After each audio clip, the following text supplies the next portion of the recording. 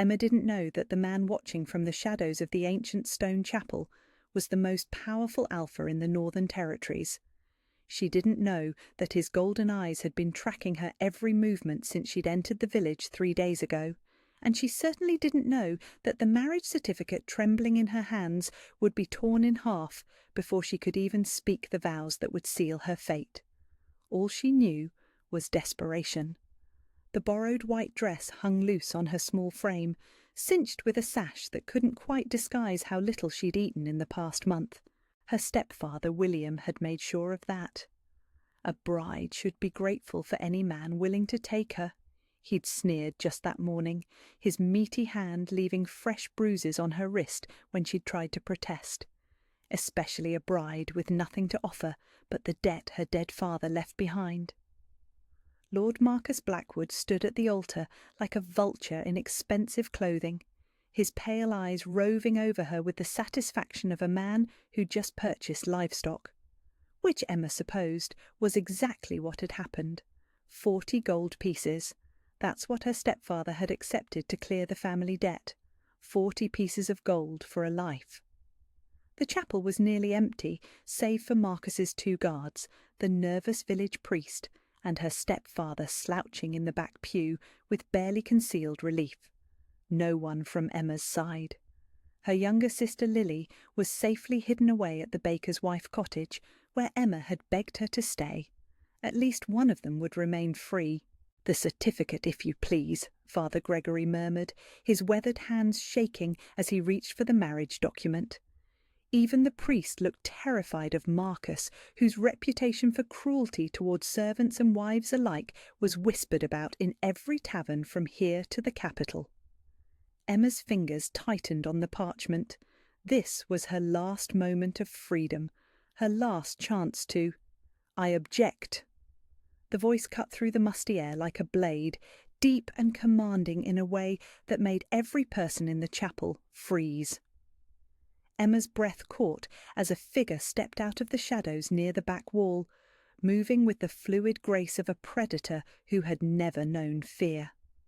He was tall, broad-shouldered, wearing simple dark clothing that somehow managed to look more expensive than Marcus's silk and velvet.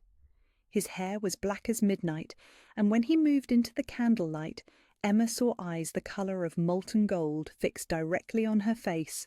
Something in her chest pulled tight. Heat shot up her arm, where she gripped the marriage certificate, spreading through her ribs like wildfire. The sensation was impossible, overwhelming, and completely beyond her understanding.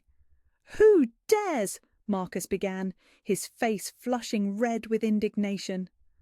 The stranger's gaze flicked to him with casual dismissal. "Lord Blackwood?"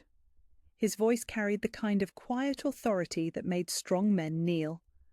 "Step away from the woman." "This is my wedding," Marcus sputtered. "My bride. The contract has been signed and—" "Has she spoken her vows?" the stranger asked, still not taking his eyes off Emma. She found herself unable to look away, caught in the intensity of his stare like a rabbit in amber light. "Well, no, but—" "Then nothing is binding." Emma's heart hammered against her ribs.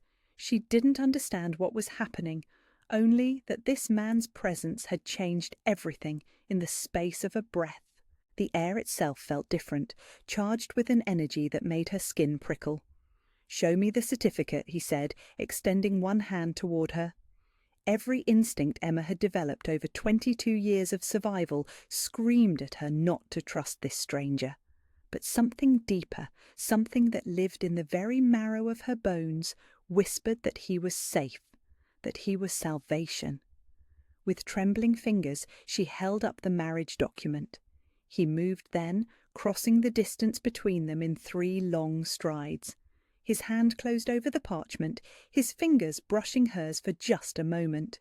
The contact sent lightning racing up her arm, and she gasped. He smiled then, a slow curve of his mouth that was both gentle and devastating. "Void," he said simply, and tore the certificate cleanly in half. The sound of ripping parchment echoed through the chapel like thunder. Marcus surged forward, his face purple with rage. You have no authority here, no right to— I am Kieran Ashworth. The stranger's voice dropped to a whisper that somehow carried more weight than a shout. Alpha King of the Northern Territories, I have authority wherever I choose to claim it.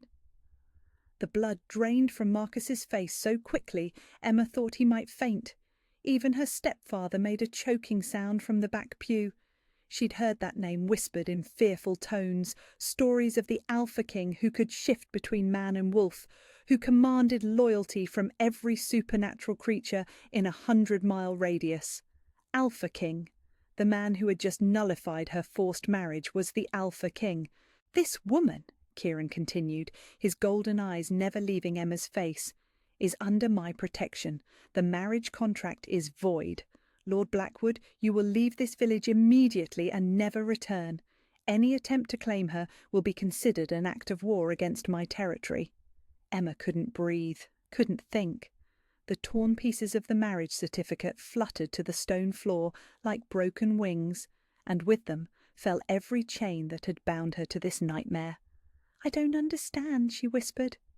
Kieran's expression softened, and he held out his hand to her. Not demanding, not taking, but offering. You don't have to. Not yet. But you're safe now, Emma. I give you my word. He knew her name. How did he know her name? Behind them, Marcus was backing toward the door, his guards flanking him nervously. This isn't over, he hissed. The debt still stands. Her stepfather still owes— The debt is mine now, Kieran said without turning around. 40 gold pieces, was it? Consider it paid, with interest. And just like that, it was over. The wedding that would have destroyed her life ended before it could truly begin, nullified by a man whose very presence seemed to bend reality around him. Emma stared at his outstretched hand, at the calm patience in his golden eyes, at the impossible possibility of freedom. For the first time in months, she could breathe without the weight of despair crushing her chest. She placed her trembling fingers in his palm. His hand closed gently around hers, warm and steady and impossibly safe. Come, he said, his voice soft as velvet. Let's get you out of here.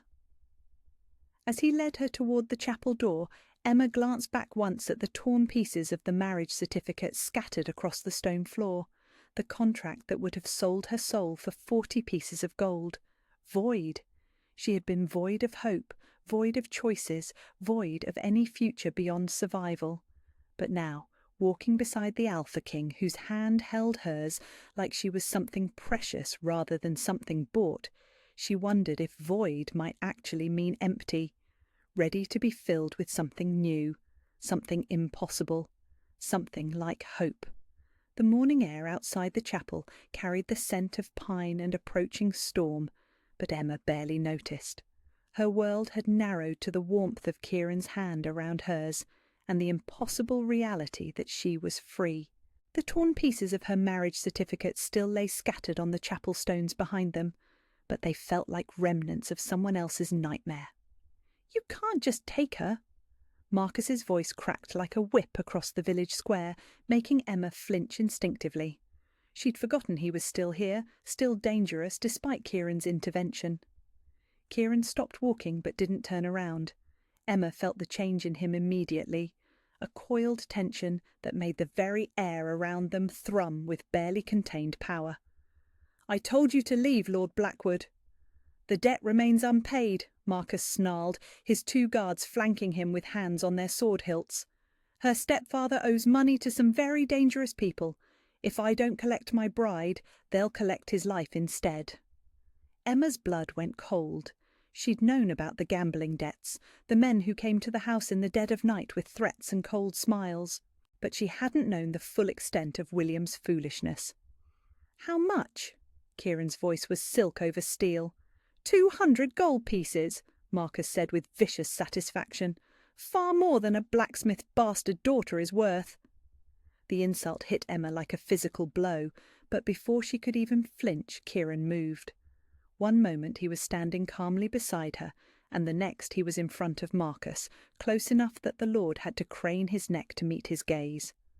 Say that again, Kieran said quietly. The temperature seemed to drop 10 degrees.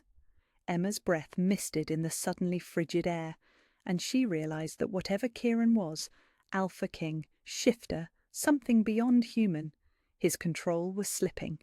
Marcus's face went grey, but pride and desperation made him stupid. She's nothing, a nobody. You're making a mistake protecting her. Kieran's hand shot out, gripping Marcus by the throat with casual ease. The Lord's Guard started forward, then froze as a low growl rumbled through the air. Not quite human, not quite wolf. Something that made every primitive instinct in Emma's body scream danger. Her value, Kieran said conversationally, is not determined by your limited understanding. She is worth more than your entire bloodline, your lands, and your miserable excuse for a life combined. His grip tightened slightly. The debt is paid. 200 gold pieces will be delivered to her stepfather by sunset. You have no further claim here. He released Marcus so suddenly the man staggered backward into his guards. Leave, now. If I see you in my territory again, you won't leave alive. Marcus clutched his throat, his face purple with rage and humiliation. This isn't over, he wheezed. She'll bring you nothing but trouble. Mark my words. She's cursed. Everyone who gets close to her suffers. Emma's heart clenched. The old words, the old wounds. Her mother's death in childbirth. Her father's accident in the forge. The way misfortune seemed to follow in her wake like a shadow. Then I'll take my chances, Kieran said simply, extending his hand toward Emma again. Come, let's go home. Home. The word hit her like a physical blow. When was the last time she'd had a home? Her stepfather's house had never been anything but a prison. Emma placed her hand in his, and this time the warmth that spread up her arm felt like coming alive after years of merely surviving. The journey to Kieran's estate took 3 hours by horseback, Emma riding behind him on a magnificent black stallion that moved like liquid shadow. She'd never been this far from the village, never seen the mountain roads that wound through forests so ancient they felt like cathedrals. "Tell me about your sister," Kieran said, as they crested a hill that looked out over a valley Emma hadn't known existed. In the distance, a castle rose from the landscape like something out of a fairy tale, all soaring towers and graceful bridges built into the mountainside itself. Lily? Emma's arms tightened around his waist. She'd been trying not to think about her sister, about the conversation they'd have to have. She's 16, sweet, too trusting for her own good. Her voice caught. I was trying to protect her from William's debts, from men like Marcus. That's why I agreed to the marriage. Where is she now? The baker's wife is hiding her. Mrs. Henley knows what kind of man William is. Emma pressed her face against Kieran's shoulder, breathing in the scent of pine and leather and something uniquely him. I should go back for her. She'll be worried. We'll send an escort, Kieran said firmly. Tomorrow. Your sister will be brought here safely, along with any belongings you wish to keep. Emma lifted her head to stare at his profile. You would do that? For her? For you, he corrected gently. Family matters. The people you love matter. Something warm and dangerous unfurled in Emma's chest. No one had ever cared about the people she loved before. William certainly never had. The castle was even more breathtaking up close. Servants appeared as if from nowhere to take the horse, to bow respectfully to Kieran, to murmur your grace, with genuine affection rather than fear. Emma had expected the cold formality of nobility, but this felt different, like a real home filled with people who cared for their lord because he cared for them first. My lady, a kind-faced woman with silver-streaked hair approached with a warm smile. I'm Mrs. Crawford, the head of household staff. His Grace has asked me to see to your comfort. My lady, Emma almost laughed. 3 hours ago she'd been a blacksmith's stepdaughter about to be sold into marriage. Now she was being addressed like nobility in a castle that looked like something from a dream. I don't understand, she whispered to Kieran as Mrs. Crawford bustled away to prepare a room. Why are you doing this? Why did you help me?" Kieran turned to face her fully, his golden eyes serious. "Because the moment I scented you in that village, I knew." His voice was low, intimate. "You're my mate, Emma. My soul's other half." The word hit her like a lightning strike. Mate. She'd heard the term whispered in stories about shifters, about bonds that transcended human understanding. But those were fairy tales, myths told around firelight to frighten children. "That's impossible," she breathed. "Is it?" Kieran stepped closer, not touching, but near enough that she could feel the heat radiating from his skin. "What did you feel in the chapel when I touched your hand? What do you feel now?" Emma's breath caught. The pull in her chest, the warmth that spread through her veins whenever he was near, the sense of rightness that defied all logic. "I thought I was imagining it." Mates recognize each other on a level deeper than conscious thought, Kieran explained patiently. The bond calls to bond, soul to soul. His eyes searched her face. "I've been searching for you my entire life without even knowing it, and when I walked into that village 3 days ago and caught your scent—" He shook his head in wonder. Everything made sense for the first time. "I'm nobody special," Emma whispered. "I'm just—" "You're everything," he interrupted fiercely. "You're brave. You agreed to sacrifice yourself to save your sister. You're strong. You survived years of cruelty without letting it break your spirit. You're beautiful." His fingers brushed her cheek with infinite gentleness. "And you're mine, if you choose to be. Choose. Not forced, not sold, not trapped. Choose." "I don't know how to be someone's mate," Emma admitted, her voice barely audible. "I don't know how to be anything but afraid." "Then we'll learn together," Kieran said simply. "I don't know how to be gentle with something precious. I've spent so long being the Alpha King that I'd forgotten how to just be Kieran. But with you—" He smiled, and it transformed his entire face. "With you, I remember what it feels like to be human."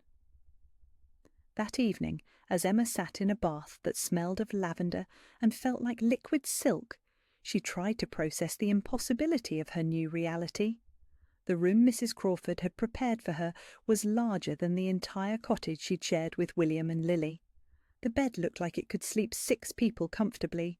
The wardrobe held dresses in fabrics she'd only seen in shop windows.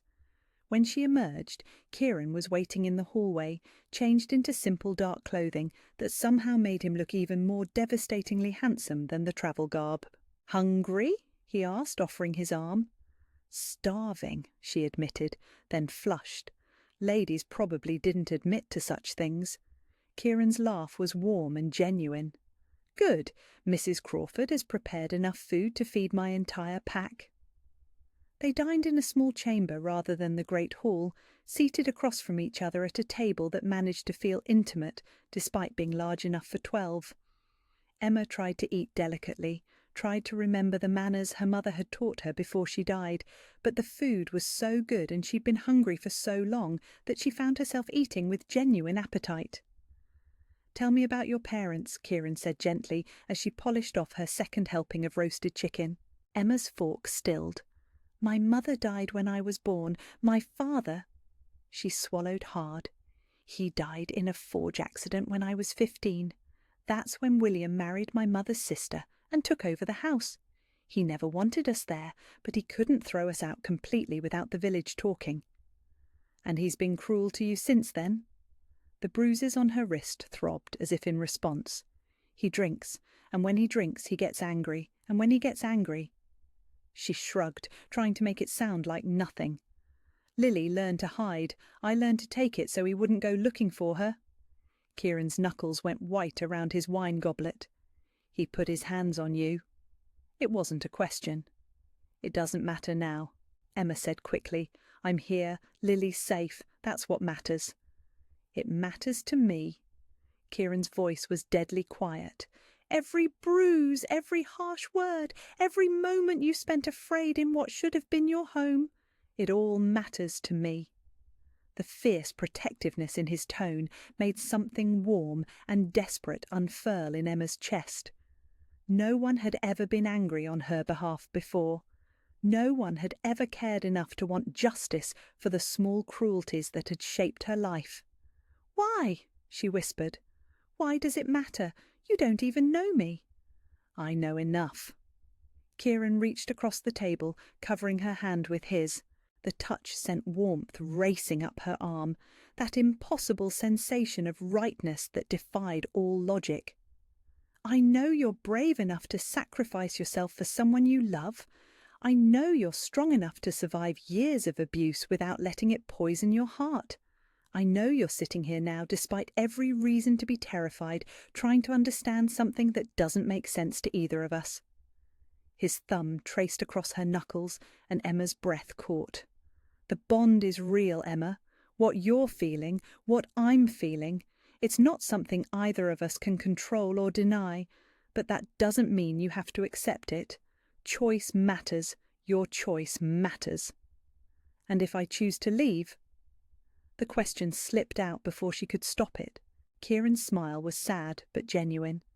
"Then I'll make sure you and your sister have somewhere safe to go and enough gold to start fresh wherever you choose. The bond doesn't give me the right to imprison you, Emma. It gives me the privilege to protect you. There's a difference." Emma stared at their joined hands, at the way her pale fingers looked so small against his darker skin, at the way the contact sent warmth spiraling through her entire body. She'd spent so many years believing she was worthless, that she was meant for nothing better than survival and service. The idea that someone like Kieran, powerful, wealthy, impossibly beautiful, could look at her and see something precious was almost too much to accept. But the bond didn't lie. Whatever this was, it was real. And for the first time in her life, someone was offering her a choice instead of simply taking what they wanted. "I want to try," she whispered. "I want to understand what this is, what we could be. But I'm scared, Kieran. I'm so scared of believing this is real only to wake up tomorrow and find out it was all a dream." "Then don't believe it yet," Kieran said softly, raising her hand to press a gentle kiss to her palm. "Just stay. Give us time to figure this out together. Let me show you that you're safe here, that you matter here." As his lips touched her skin, Emma felt the golden warmth spread through her chest like sunrise after the longest night. For the first time in years, she wasn't thinking about survival or escape or the 100 ways everything could go wrong. For the first time in years, she was thinking about tomorrow and the day after that, and the possibility that maybe, just maybe, she deserved something beautiful after all. Emma woke before dawn on her third morning in the castle, her heart hammering against her ribs like a caged bird desperate for freedom. The nightmare was always the same, William's voice calling her worthless, Marcus's cold hands on her skin, the marriage certificate binding her to a life of misery. But this time, the dream had taken a darker turn. Kieran had been there, watching with those golden eyes as she was dragged away, doing nothing to stop it. Just a dream. She pressed her palms against her eyes, trying to slow her breathing. But the fear lingered, cold and sharp in her chest. This was too good to be true, too perfect, too impossible. Men like Kieran didn't rescue women like her and ask for nothing in return. There had to be a catch. There was always a catch. The pre-dawn light filtering through her windows looked grey and uncertain, matching her mood. Emma slipped from the impossibly soft bed and pulled on the simplest dress from the wardrobe, a deep blue wool that probably cost more than her family had seen in a year. Her bare feet made no sound on the stone floors as she made her way through corridors she was still learning to navigate. She needed air. She needed space to think. She needed to remember who she really was before she lost herself completely in this fairy tale that couldn't possibly last. The castle gates stood open in the early morning, guards nodding respectfully as she passed. Emma had expected to be stopped, questioned, maybe even prevented from leaving, but no one tried to hold her. The freedom was intoxicating and terrifying in equal measure. The mountain path beyond the gates was steep and winding, disappearing into a forest that looked ancient enough to have witnessed the birth of the world. Emma walked quickly, then faster, then found herself nearly running as panic clawed at her throat. What was she doing here? What was she thinking? She was a blacksmith's stepdaughter, scarred by her stepfather's belt, marked by years of servitude and fear. She didn't belong in a castle. She didn't belong with an Alpha King. She belonged nowhere. The thought sent her stumbling to a stop beside a brook that chattered over smooth stones. Emma sank onto a fallen log, pressing her hands to her face as the truth crashed over her like cold water. She was going to run. She was going to do what she always did when things got complicated, disappear before they could get worse. Going somewhere? Emma's head snapped up, her heart leaping into her throat. Kieran emerged from the tree line like a shadow-given form, moving with that fluid grace that marked him as something more than human. He was dressed simply in dark leather and linen, but even in plain clothes he looked like exactly what he was, a predator who ruled an entire territory through will and power. I was just... Emma scrambled for an explanation, heat flooding her cheeks. I needed air. At the estate gates, with your shoes. Kieran's voice was gentle, but his golden eyes were too knowing. He held up the soft slippers she'd discarded somewhere along the path. You were leaving. There was no point in lying. Emma lifted her chin, trying to summon the defiance that had kept her alive for so many years. Maybe I was. Why? The simple question broke something loose in her chest. Because this isn't real, she said, the words tumbling out like a dam had burst. Because men like you don't save women like me without expecting something in return. Because I don't know how to be anything but afraid, and sooner or later you're going to realise that I'm not worth the trouble. Kieran was quiet for a long moment, his expression unreadable. Then he moved to sit beside her on the log, careful to leave space between them. Tell me about the nightmare, he said softly. Emma's breath caught. How did you... You cried out. I heard you from my chambers. His voice was carefully neutral. You called for someone to stop, to please just stop. Shame burned hot in her throat. Of course he'd heard. Of course he knew how broken she really was. It's nothing, just old memories. Emma, Kieran's voice was infinitely patient. Talk to me, please. Something in his tone, not commanding, not demanding, just asking, made the walls she'd built around her heart crack a little wider. I dream about them sometimes. William, Marcus, the men who came to collect debts. She wrapped her arms around herself, suddenly cold despite the warming air. In the dreams they always win. They always take me, and I'm powerless to stop them. But this time was different. Emma nodded miserably. This time you were there, watching, and you just let them take me, because you'd realised I wasn't worth protecting after all. The silence stretched between them, broken only by the gentle murmur of the brook and the distant call of morning birds. When Kieran spoke, his voice was rough with an emotion she couldn't name. My parents died when I was 16, he said quietly, killed by rogues who wanted to challenge the Pack's territory.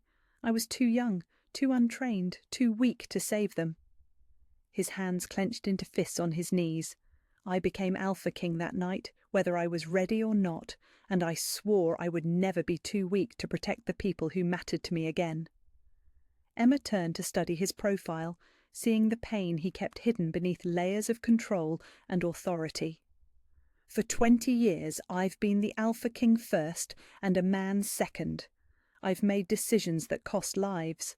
I've been ruthless when I had to be, gentle when I could afford it, always calculating what was best for the territory, the Pack, the greater good. His golden eyes met hers, and she saw vulnerability there that took her breath away. I never had space for anything soft, anything precious, anything that could be used against me. And now, Emma whispered, now I look at you and I forget how to be anything but a man who would tear the world apart to keep you safe. The words came out fierce, desperate. You think you're not worth protecting. Emma, you're the only thing that's ever made me remember what it feels like to have something to lose." The honesty in his voice was devastating. Emma felt something crack open in her chest, painful and terrifying and impossibly warm. "I don't know how to trust this," she admitted. "I don't know how to believe that someone could want me for more than what I can give them." "Then don't trust it yet," Kieran said, echoing his words from their first dinner. "Just stay. Let me prove to you that this is real. What if I run again? Then I'll follow you." His smile was soft and sure. "I'll always follow you, Emma. However long it takes, however far you go, I'll be right behind you. Not to drag you back, but to make sure you're safe wherever you choose to be." Something warm and golden unfurled in Emma's chest, pushing back the cold fear that had driven her from her bed. "You would do that, even if I never accept the bond, even if I can never be what you need?" "You already are what I need," Kieran said simply. "Brave enough to sacrifice yourself for someone you love, strong enough to survive years of cruelty without losing your capacity for kindness, beautiful enough to stop my heart every time you smile." He reached out slowly, telegraphing his movement, and brushed a tear from her cheek. "Perfect enough exactly as you are." The touch sent lightning racing through her veins, that impossible sensation of rightness that defied every logical thought in her head. Emma closed her eyes and leaned into his palm, letting herself feel safe for just a moment. "I'm scared," she whispered. "So am I," Kieran admitted, terrified. "I've fought rogues and rival packs and political enemies without breaking a sweat. But you? The thought of losing you before I ever really have you, that scares me more than anything I've ever faced." Emma opened her eyes to find him watching her with an expression so tender it made her chest ache. "What happens now?" "Now we go home," Kieran said gently. "We have breakfast. We talk about bringing your sister here safely. We take this one day at a time until it feels less impossible. And if the nightmares come back, then I'll be there to remind you that you're safe, that you're precious, that you're exactly where you belong." He stood and offered her his hand, just as he had in the chapel 3 days ago. "Come with me." Emma stared at his outstretched palm, at the patient warmth in his golden eyes, at the man who had just shared his deepest wounds to help her understand her own. Every instinct she'd developed over 22 years of survival still screamed at her to run, to protect herself, to never trust anyone with the power to destroy her. But something deeper, something that lived in the very marrow of her bones, whispered that this man would never use that power against her, that he would die before he let anyone hurt her again. Emma placed her hand in his and let him draw her to her feet. "Okay," she said softly, "let's go home." The walk back to the castle was quiet, their hands linked, the morning sun burning away the last shadows of Emma's nightmare. As they reached the gates, a messenger was dismounting from a lathered horse, his face grim with urgency. "Your Grace," the man called, bowing low, "word from the village. Lord Blackwood has returned with a formal petition. He claims the marriage was legally binding and demands the woman be returned to him immediately." Emma's blood went cold. Marcus. He hadn't given up, hadn't accepted Kieran's authority. "On what grounds?" Kieran's voice was deadly quiet. "He claims she spoke preliminary vows in private before the ceremony.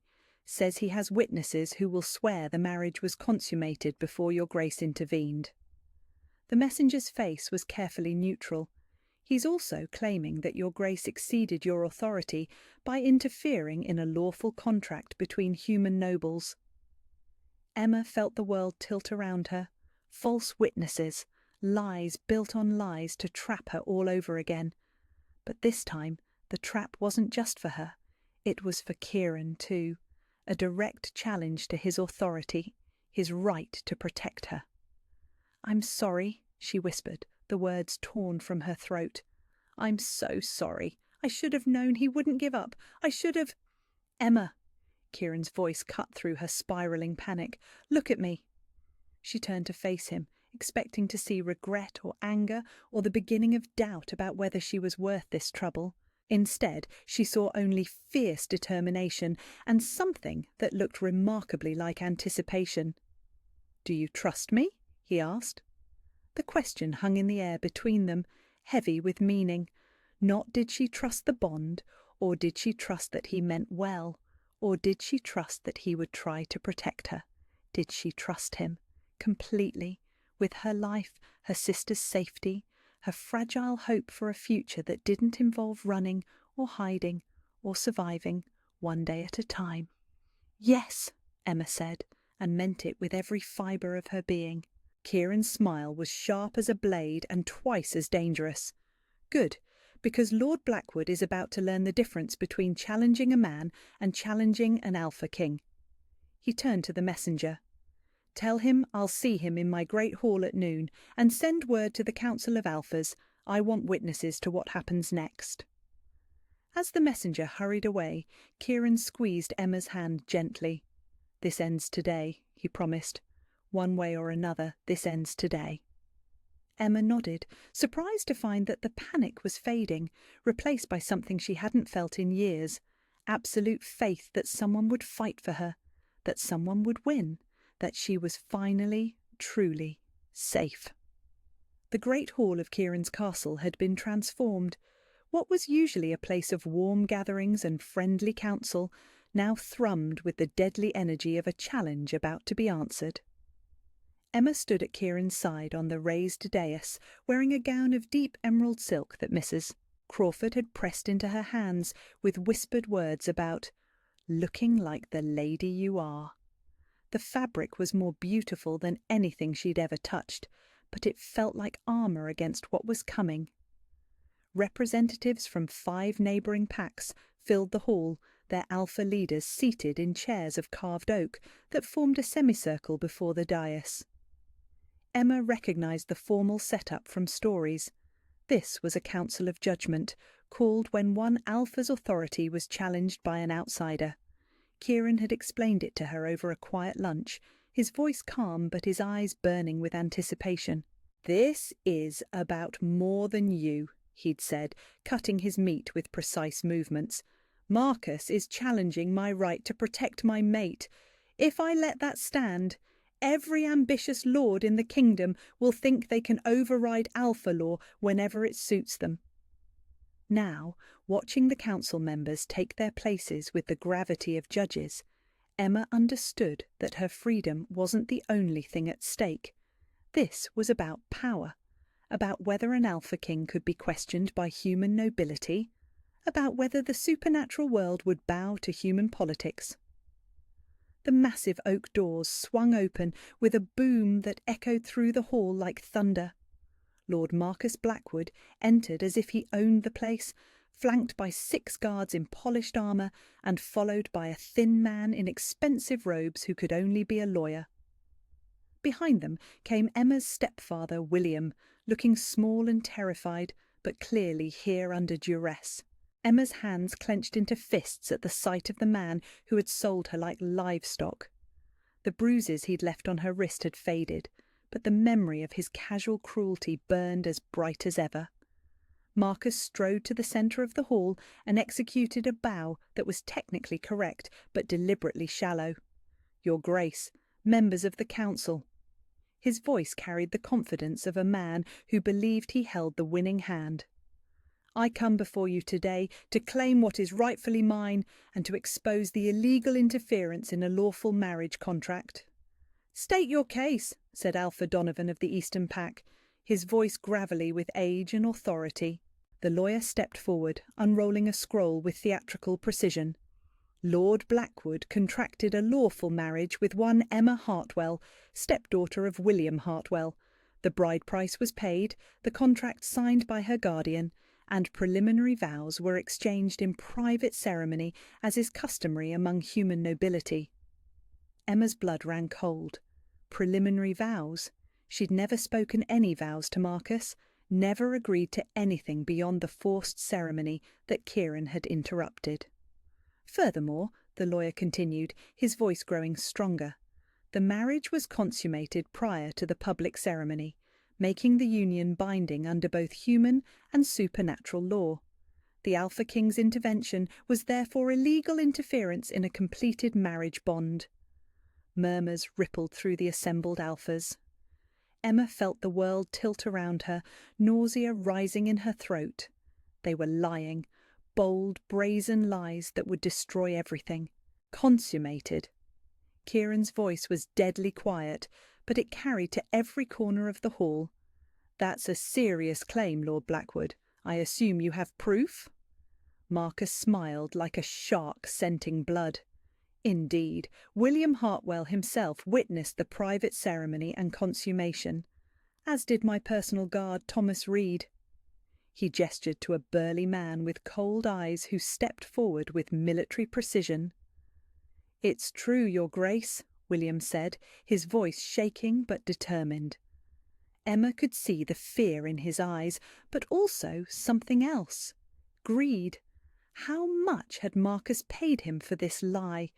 How much debt had he promised to clear? "I gave my permission for the private ceremony 3 days before the public one." Emma spoke her vows willingly. The words hit Emma like physical blows. Her own stepfather, the man who'd raised her after her father died, was standing before the most powerful supernatural leaders in the territory and swearing to lies that would trap her in a nightmare. "And the consummation?" Alpha Donovan asked, his expression carefully neutral. Thomas Reed spoke for the first time, his voice flat and matter-of-fact. "I stood guard outside Lord Blackwood's chambers that night. I heard the woman cry out, saw her leaving his room the next morning with her dress torn and blood on her skirts." The lie was so detailed, so perfectly crafted, that Emma could almost see it happening, could imagine how it would sound to the council. A frightened girl who'd agreed to marriage to save her family, taken by her future husband in a private ceremony, then tried to escape at the last moment only to be stopped by the law. "Lies!" The word tore from Emma's throat before she could stop it, loud enough to echo through the hall. "All lies! I never spoke vows to him. I never—" Her voice cracked. "I've never been with any man. Never." Marcus's smile turned vicious. Of course she would deny it now. She's been seduced by promises of wealth and power, but the facts speak for themselves. He turned back to the council. "I demand the return of my lawfully wedded wife and compensation for the Alpha King's interference in human affairs." The silence that followed was deafening. Emma could feel the weight of judgment pressing down on her, could see doubt beginning to creep into some of the Alphas' faces. It was her word against 3 men, her truth against their carefully constructed lies. She was going to lose. After everything, after finding safety and hope and something that felt like love, she was going to be dragged back to a life of abuse and degradation because men with power had decided her truth didn't matter. "Interesting story," Kieran said conversationally, and Emma felt something dangerous stirring in the air around him. Very detailed, very convincing. He stepped forward, moving down from the dais with predatory grace. "There's just one problem." Marcus raised an eyebrow. "Which is?" "You're lying." Kieran's voice dropped to a whisper that somehow carried more authority than a shout. "And I can prove it." The temperature in the hall seemed to drop 10 degrees. Emma felt power rolling off Kieran in waves, not human power, not even normal shifter dominance, but something primal and absolute that made every supernatural being in the room tense with instinctive recognition. "I am Kieran Ashworth, Alpha King of the Northern Territories, bonded mate to Emma Hartwell." His golden eyes began to glow with an inner light that was definitely not human. "And I know with absolute certainty that the woman you claim to have bedded is untouched." "You can't know that," Marcus sputtered, but there was uncertainty in his voice now. Kieran smiled, and it was all teeth and promised violence. "Can't I? Tell me, Lord Blackwood, what do you know about mate bonds? About the connection between souls that runs deeper than law or politics or convenient lies?" He moved closer to Marcus, each step deliberate and threatening. When I touch my mate, I feel her heartbeat as if it were my own. When she's afraid, I taste her fear on the wind, and when she was innocent... His voice turned to a growl that raised the hair on Emma's arms. I knew it the moment I scented her, unmated, untouched, pure as mountain snow. The lawyer cleared his throat nervously. With respect, Your Grace, supernatural bonds are not recognised under human law. This is not a human court. Alpha Donovan's voice cut through the lawyer's protest like a blade. This is a council of alphas judging a challenge to alpha authority. Supernatural law applies here. Marcus's face went pale, but desperation made him double down. He could be lying, making claims he can't prove to protect his obsession with a woman who belongs to another. Proof? Kieran laughed, and the sound was cold as winter wind. You want proof? He turned back toward Emma, his expression shifting from deadly predator to gentle protector in the space of a heartbeat. Emma, come here. Emma's legs felt unsteady as she walked down from the dais, but Kieran's presence steadied her. When she reached him, he took her hands in his with infinite gentleness. Trust me, he murmured, and she nodded without hesitation. Kieran lifted their joined hands so the entire hall could see, then closed his eyes and breathed deeply. The air around them began to shimmer with golden light, warm and beautiful and impossible to deny. Behold, Kieran said, his voice carrying the authority of absolute truth. The mate bond, soul calling to soul, two halves of one whole, recognised and claimed. The light pulsed brighter, and Emma gasped as she felt it. Not just the warmth she'd grown accustomed to, but something deeper. A golden thread that connected her heart to his, a sense of completeness that made her feel whole for the first time in her life. Around the hall, every supernatural being present felt the truth of it. The mate bond was unmistakable to their kind, as real and visible as the sun in the sky. Impossible, Marcus whispered, but his voice lacked conviction. The bond doesn't lie, Alpha Donovan said solemnly, nor can it be faked. If Emma Hartwell is indeed the Alpha King's mate, then she was never yours to claim, regardless of any human contract. Marcus's face flushed red with rage and humiliation. This proves nothing. She could have been with me before meeting him. The bond doesn't change what happened. But it does tell us the truth about her innocence, said Alpha Vera of the Southern Pack, her voice crisp with authority. And if she was pure when she met the Alpha King, then your claims of consummation are lies. The word hung in the air like a death sentence. Marcus looked wildly around the hall, seeing his carefully constructed case crumbling around him. She's bewitched him, he shouted desperately. Use some kind of magic to make him believe. Enough. Kieran's roar shook the very stones of the castle, and his eyes blazed with golden fire. You come into my hall, you lie to the Council of Alphas, you attempt to steal my mate with false testimony and brought witnesses. His voice dropped to a deadly whisper. You insult her honour, you insult mine. The air crackled with power as Kieran's human form began to blur at the edges. Emma could see the wolf beneath his skin, could feel the barely leashed violence that wanted nothing more than to tear Marcus apart for his crimes.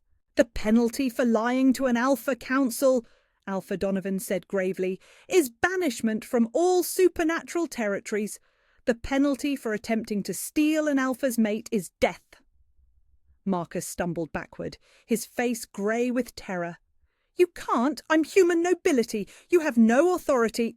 I have all the authority I need, Kieran snarled, but because my mate is merciful, I'm going to give you a choice. He stalked forward until Marcus was pressed against his guards, who looked ready to abandon their posts and run. Leave, now, forever. Take your lies and your guards and your bought witnesses and disappear from my territory. If I ever see you again, if I ever hear your name spoken in connection with Emma's, I will tear you apart with my bare hands. And if you're thinking of taking this to the human courts, Alpha Donovan added mildly, remember that 5 Alpha Packs now have testimony that you attempted to use perjury and fraud to steal another man's mate. The human nobles might be interested to know how far you were willing to go for one woman. Marcus looked around the hall one last time, seeing nothing but supernatural predators who would be delighted to watch him burn. His shoulders sagged in defeat. This isn't over, he said weakly, but they were the words of a broken man. Yes, Kieran said softly, pulling Emma against his side with possessive gentleness. It is. Marcus turned and fled, his guards and lawyer scrambling after him. William started to follow, then stopped when Kieran's voice froze him in place. Not you, William. We're not finished. Emma's stepfather turned back with the expression of a man facing his execution. Kieran studied him with golden eyes that missed nothing. You sold your stepdaughter for money, Kieran said conversationally. Then you lied under oath to try to trap her in an abusive marriage. The only reason you're still breathing is that Emma loves her sister, and killing you would make Lily an orphan. William fell to his knees, tears streaming down his face. Please, your grace, I was desperate. The debts are paid. Kieran's voice was ice cold. 200 gold pieces, as promised, more than enough to clear everything you owed. He leaned forward slightly. You will take that gold and you will disappear. Find a new village, a new life, somewhere Emma never has to see your face again. If you ever approach her or her sister, if you ever even speak their names, I will make what I threatened to do to Marcus look like kindness. What about Lily? William whispered. Lily will be brought here safely and given the choice of staying or going somewhere else with enough gold to start fresh, without you. Kieran's smile was sharp as a blade. She deserves better than a guardian who would sell her sister to the highest bidder. William nodded frantically and stumbled to his feet, backing toward the door like a man fleeing a wild animal, which Emma supposed he was. When the great hall was finally empty, except for the council members, Alpha Donovan stood and bowed formally to Kieran. The challenge is dismissed, he announced. The Alpha King's authority stands unchallenged, and his mate bond is recognised by this council. He turned to Emma with a slight smile. Welcome to the family, Luna. Luna. The title hit Emma like a physical force, settling around her shoulders like a mantle of power and responsibility she'd never imagined wearing. Thank you, she managed, her voice barely above a whisper. As the other alphas filed out, offering congratulations and bows of respect, Emma found herself alone with Kieran in the vast hall. The silence felt different now, not tense with approaching conflict, but warm with relief and triumph. You did it, she said wonderingly. You actually did it. We did it, Kieran corrected, pulling her into his arms. You trusted me. You stood beside me when it would have been easier to run. You're incredible, Emma. I still can't believe they lied like that, so boldly, so completely. Desperate men do desperate things, Kieran said, his hand stroking through her hair. But they're gone now, all of them. You're safe. Emma looked up into his golden eyes, seeing patience and fierce protectiveness and something that took her breath away. Kieran? Yes, I choose you. The words came out sure and strong, with no hesitation or fear. Not because of the bond, not because I have nowhere else to go, but because I choose you. This, us.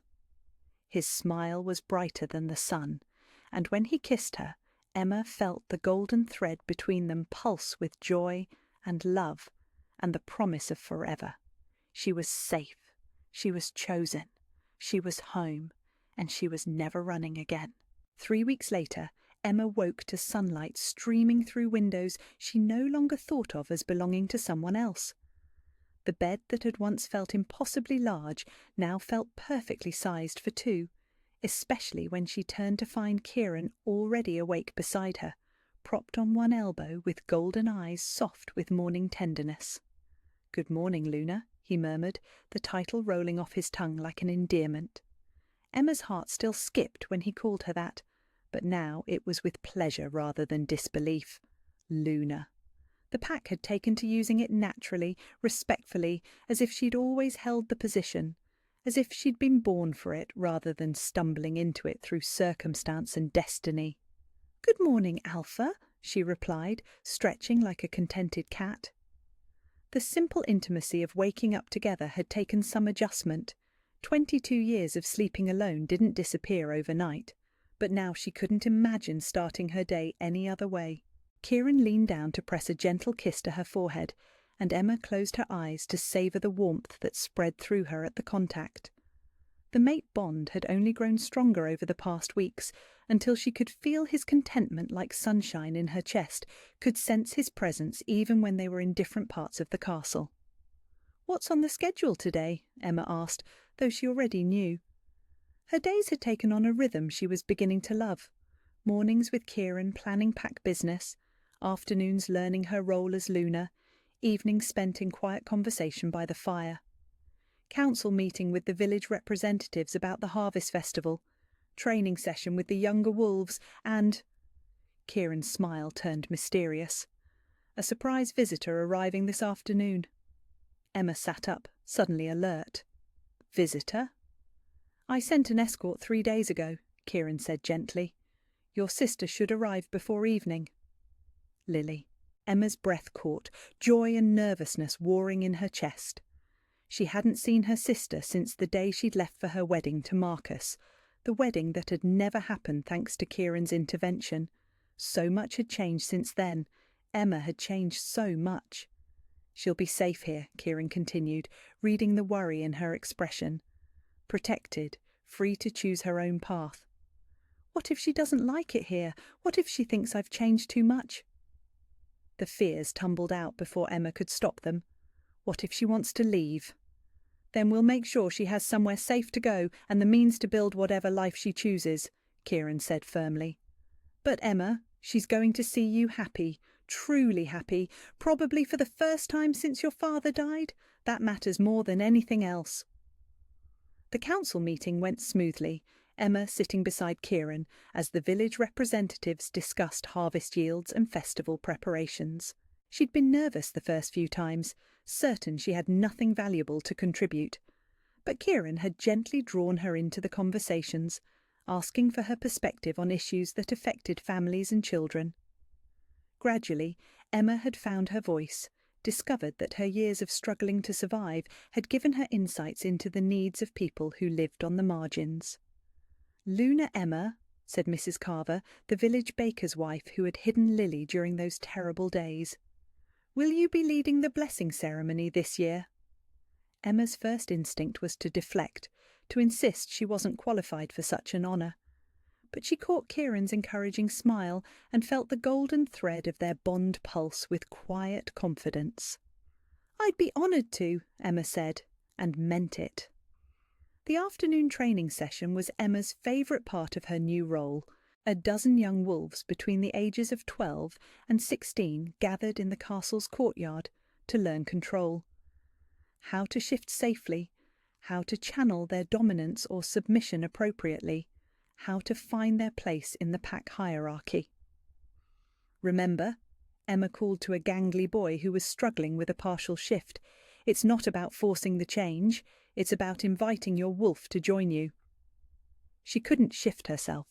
Whatever supernatural heritage the mate bond had awakened in her hadn't extended that far, but somehow that made her more effective with the struggling students.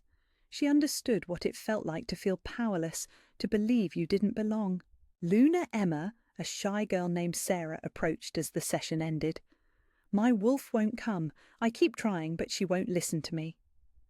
Emma knelt to meet the girl at eye level, remembering her own feelings of inadequacy. "How old are you, Sarah?"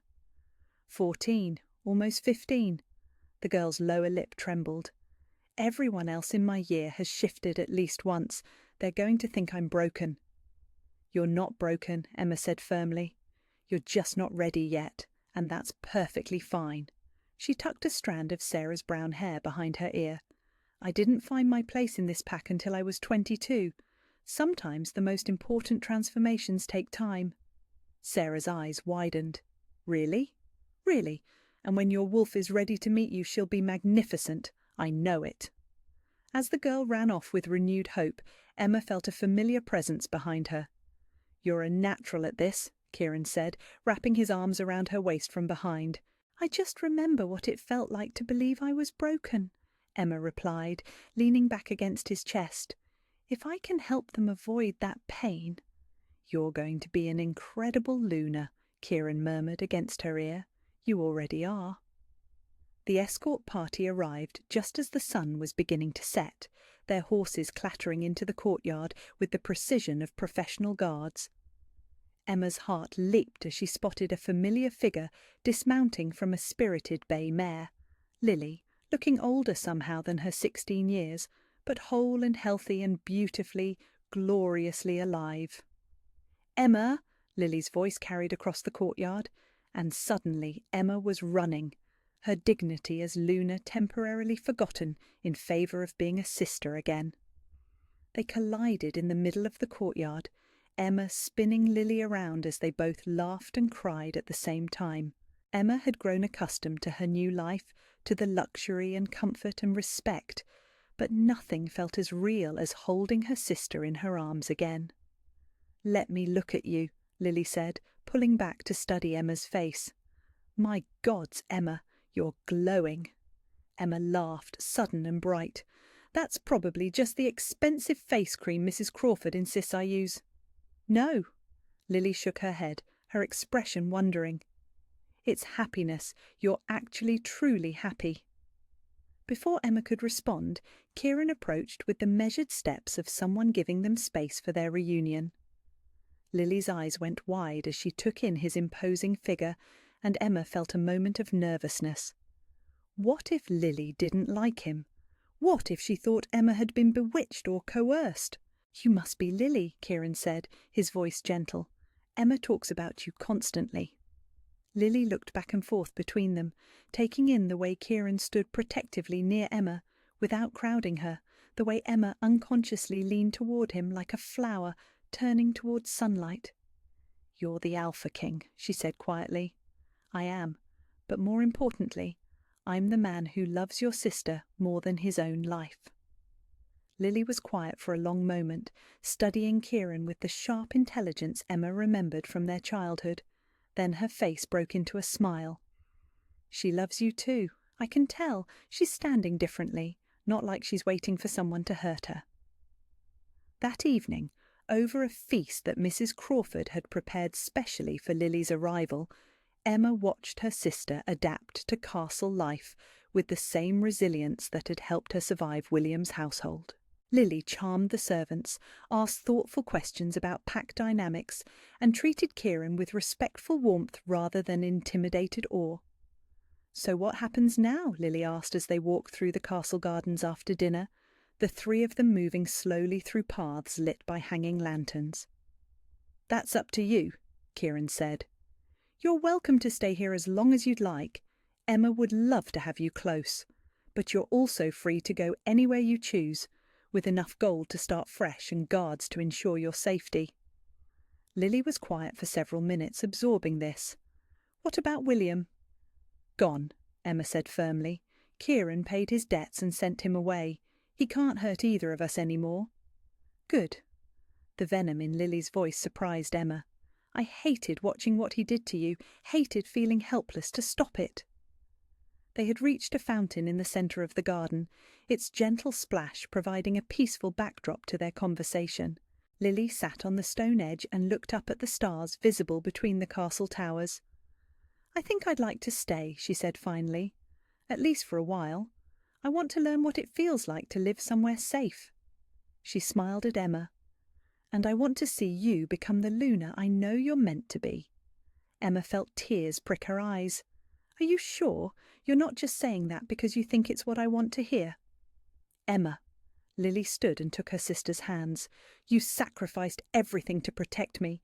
You agreed to marry Marcus to keep me safe from William's debts. The least I can do is stay long enough to see you truly happy." That night, Emma lay in Kieran's arms feeling more complete than she had since her father died. Lily was safe, fed, sleeping in a beautiful room where no one would hurt her or sell her or treat her as anything less than precious. The pack accepted Emma not just as their alpha's mate, but as someone worthy of respect in her own right. The future stretched ahead of them, bright with possibility. "Thank you," she whispered into the darkness. "For what?"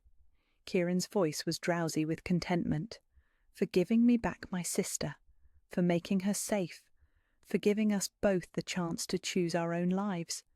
"You don't need to thank me for protecting the people you love," Kieran said, pressing a kiss to the top of her head. "It's what family does." Family. The word settled over Emma like a warm blanket. Not just the family she'd been born into, or the pack that had claimed her, but the new family she and Kieran were building together. A family based on choice and love, rather than blood or obligation. Kieran? I used to think love was supposed to hurt, that if someone wasn't making me suffer, they didn't really care. Emma turned in his arms to face him, seeing the golden gleam of his eyes in the moonlight. "I didn't know it could heal. I didn't know it could make me stronger instead of smaller." "Love shouldn't diminish you," Kieran said softly, his hand stroking through her hair. "Real love makes you more yourself, not less.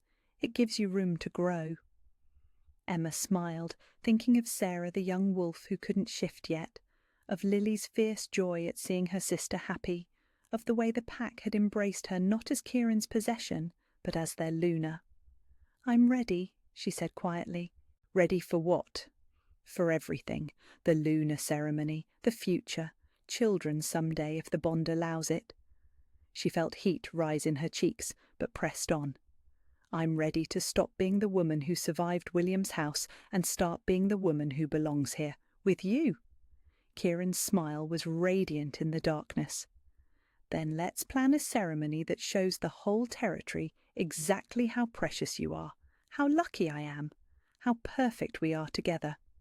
"When?" Emma asked, excitement bubbling in her chest. "Soon," Kieran promised, sealing the vow with a kiss that tasted like forever. "Very soon." As Emma drifted off to sleep, she thought about the girl who had stood in that chapel 3 weeks ago, holding a marriage certificate that represented nothing but fear and desperation.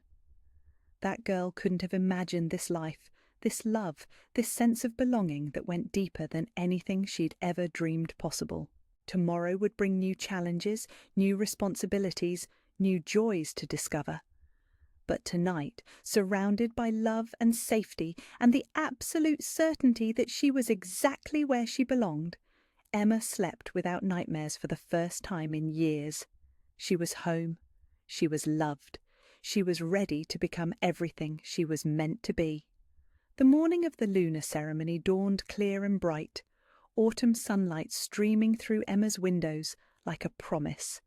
She stood before the mirror in her chambers, hardly recognizing the woman looking back at her.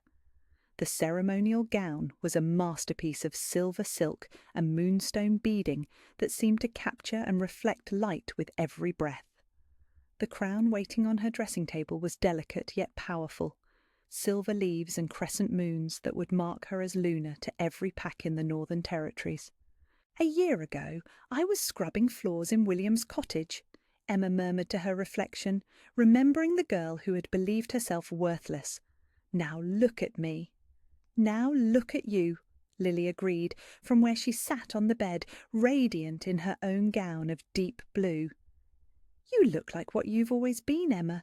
You just finally have the setting that shows it." Through the windows, Emma could see guests arriving from across the territory. Hundreds of wolves and their families filled the castle grounds, along with representatives from allied packs and even some human nobility who wanted to pay their respects to the Alpha King's mate. The ceremony would be witnessed by more people than had lived in Emma's entire village. A soft knock interrupted her thoughts. "Come in," Emma called, expecting Mrs. Crawford with final preparations. Instead, Kieran stepped through the door, and Emma's breath caught. He wore formal ceremonial leathers in deep, black, intricate silver embroidery, catching the light as he moved. His hair was pulled back, emphasizing the strong lines of his face and those golden eyes that had first captured her in a shadowed chapel. "You're not supposed to see me before the ceremony," Emma protested, though she made no move to hide. "I couldn't stay away," Kieran said simply, crossing to her with that fluid grace she'd come to love. "Besides, this isn't a human wedding with superstitions about luck. This is a claiming ceremony, and I wanted to give you this before we make it official." He held out a small velvet box, and Emma's heart skipped. "Kieran, open it." Emma lifted the lid to reveal a ring unlike anything she'd ever seen. The band was carved from what looked like silver moonstone, but it seemed to glow with inner light. Set in the centre was a stone that shifted colours like captured aurora. Sometimes gold, sometimes silver, sometimes the deep blue of twilight. "It's called a soul stone," Kieran explained, his voice soft with emotion. "One forms when a mated pair bonds completely, created by the joining of their essences. This one appeared 3 nights ago when you told me you were ready for everything, ready for forever." Emma stared at the ring in wonder. "It's beautiful, but I don't understand. How did it just appear?" "The same magic that creates the mate bond," Kieran said, taking the ring from the box. "The same force that brought me to that chapel at the exact moment you needed saving. Soul magic doesn't follow human rules, Emma. It follows the heart." He slipped the ring onto her finger, and Emma gasped as warmth spread up her arm. But this time it was different. Not just the familiar golden thread of their bond, but something deeper. A sense of completeness that went beyond physical sensation, beyond emotion, into something that touched the very core of who she was. "Oh," she breathed, staring at the ring as it settled against her skin, like it had always belonged there. "The bond is complete now," Kieran said, his hands framing her face with infinite gentleness. "You're mine as I am yours, in every way that matters. Nothing can break it, nothing can challenge it. You are my mate, my Luna, my heart walking around outside my body." Emma rose on her toes to kiss him, pouring all her love and gratitude and joy into the contact. When they broke apart, both were breathing hard. "Ready?" Kieran asked, offering his arm. "Ready," Emma said, and meant it with every fibre of her being. The ceremony took place in the castle's great hall, transformed with garlands of silver leaves and white roses. Emma walked down the centre aisle, between packed rows of wolves, their eyes glowing with respect and acceptance.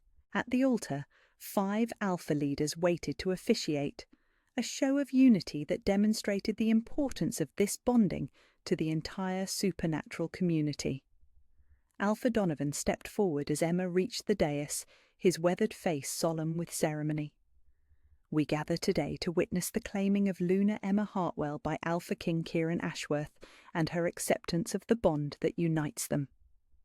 Emma's heart thundered as Kieran took her hands, but this time it was with anticipation rather than fear. Around them, hundreds of voices rose in the traditional pack call, a haunting harmony that spoke of belonging, family, home. "Do you, Kieran Ashworth, claim this woman as your mate, your equal, your Luna?" Alpha Donovan's voice carried to every corner of the hall. "I do," Kieran said, his golden eyes never leaving Emma's face. "She is my heart, my strength, my better half. I claim her not as possession, but as partner, not as servant, but as queen. I will protect her, cherish her, stand beside her for all the days of my life." "And do you, Emma Hartwell, accept this bond? Do you choose this man, this pack, this life?" Emma thought of the frightened girl who had stood in a different ceremony just weeks ago, holding a marriage certificate that represented nothing but despair. That girl couldn't have imagined this moment, this love, this absolute certainty that she was exactly where she belonged. "I do," she said, her voice carrying clear and strong. "I choose him not because fate demands it, but because my heart does, not because I have nowhere else to go, but because this is where I want to be. I choose love over fear, trust over suspicion, belonging over survival." Alpha Donovan lifted the Luna crown from its velvet cushion, the silver catching the light like captured starfire. Then, by the authority of the Council of Alphas, by the witness of this pack, and by the blessing of the moon herself, I crown you Luna Emma Ashworth." The crown settled on Emma's head with surprising lightness, but she felt the weight of responsibility and honour it represented. Around the hall, every supernatural being present howled their acceptance, a sound that echoed off the mountains and seemed to reach the very stars. "You may claim your mate," Alpha Donovan said with a smile. Kieran's kiss was gentle and fierce all at once, a claiming that spoke of love rather than conquest. When they broke apart, Emma was breathless and glowing, the soul stone on her finger pulsing with light that matched the rhythm of their joined heartbeats. The celebration that followed was unlike anything Emma had ever experienced.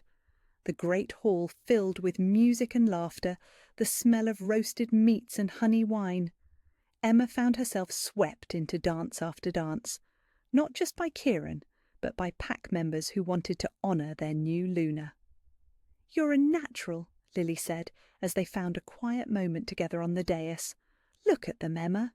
They adore you." Emma looked out over the celebration and felt something warm and proud unfurl in her chest. These weren't subjects bowing to their alpha's choice. These were her people, her pack, her family. She'd earned their respect not through blood or title, but through care and kindness, and the simple act of seeing them as individuals worth protecting. "Dance with me," Kieran said, appearing beside her with 2 goblets of wine. "We've danced 3 times already," Emma laughed, but she let him pull her into the centre of the hall. "Not as my Luna," Kieran replied, spinning her gracefully. "Dance with me as my equal, my queen, the woman who saved me just as much as I saved her." As they moved together, Emma caught glimpses of faces in the crowd. Sarah, the young wolf who still couldn't shift, beaming with pride at seeing her Luna so happy. Mrs. Crawford wiping away tears of joy. Visiting alphas nodding with approval at the obvious strength of the bond between them. "What are you thinking about?" Kieran murmured, pulling her closer as the music slowed. "The future," Emma said honestly. "Children someday, if we're blessed with them, growing old together, watching this pack flourish under our care." She smiled up at him. "I used to be afraid to think past tomorrow. Now I can't imagine enough tomorrows to fit everything I want to experience with you." "Children," Kieran repeated softly, and Emma felt a flutter of possibility through their bond. "Little ones with your stubbornness and my protective instincts." "Terrifying," Emma laughed. "They'll rule the territory by age 5. As the evening wound down and guests began to take their leave, Emma found herself on the castle's highest balcony with Kieran, looking out over the territory that was now truly hers to help protect and guide. The mountains stretched endlessly under starlight, beautiful and wild and home. "Any regrets?" Kieran asked, wrapping his arms around her from behind. Emma leaned back against his chest, the soul stone on her finger warm against her skin, the crown on her head feeling as natural as breathing. "Only one," she said softly. Kieran tensed slightly. "What's that?" "I regret that it took me so long to believe I deserved this." Emma turned in his arms, seeing her own joy reflected in his golden eyes. "I spent so many years thinking I was broken, that love was supposed to hurt, that I was meant for nothing better than survival. I wish I could go back and tell that frightened girl that she was worth so much more than she believed." "She survived long enough to find her way here," Kieran said gently. She protected her sister, kept her heart open despite everything that tried to close it, said yes when destiny came calling. She was braver than she knew. "We both were," Emma said, thinking of everything they'd overcome to reach this moment. "We chose each other when it would have been easier to choose fear." As if summoned by her thoughts, a new sensation bloomed in Emma's awareness, a flutter of possibility, a whisper of life that made her breath catch with wonder and joy. "Kieran," she whispered, pressing her hand to her still flat stomach. His eyes widened as he felt it too, through their completed bond, the first stirring of the child they created together, the next generation of their love and their pack. "Already?" he breathed, his hand covering hers with infinite tenderness. "Apparently soul bonds don't waste time," Emma laughed, tears of pure happiness streaming down her cheeks. "Are you ready to be a father, Alpha King? With you as their mother?" Kieran's smile was radiant. "I'm ready for anything." As they stood together on the balcony, the future stretching bright and beautiful before them, Emma thought about the journey that had brought her here. From a chapel where she'd held a marriage certificate that represented despair, to this moment where she held the promise of new life and endless love. The contract that would have bound her to Marcus had been torn in half and declared void. But the bond that connected her to Kieran, that was eternal, unbreakable, written in the very stars above them. She was no longer the girl who had believed herself worth only 40 pieces of gold. She was Luna Emma Ashworth, beloved mate of the Alpha King, chosen leader of the pack, future mother of the next generation. She was exactly who she was meant to be. Where are you listening from? Let's meet in the comments. I love hearing your thoughts about these stories of second chances and healing love. If you enjoyed Emma and Kieran's journey from despair to belonging, please subscribe for more tales of powerful love that transforms broken hearts into something beautiful. It's free, and it helps more people discover these stories of hope conquering fear, of choosing love over survival, of finding home in the most unexpected places.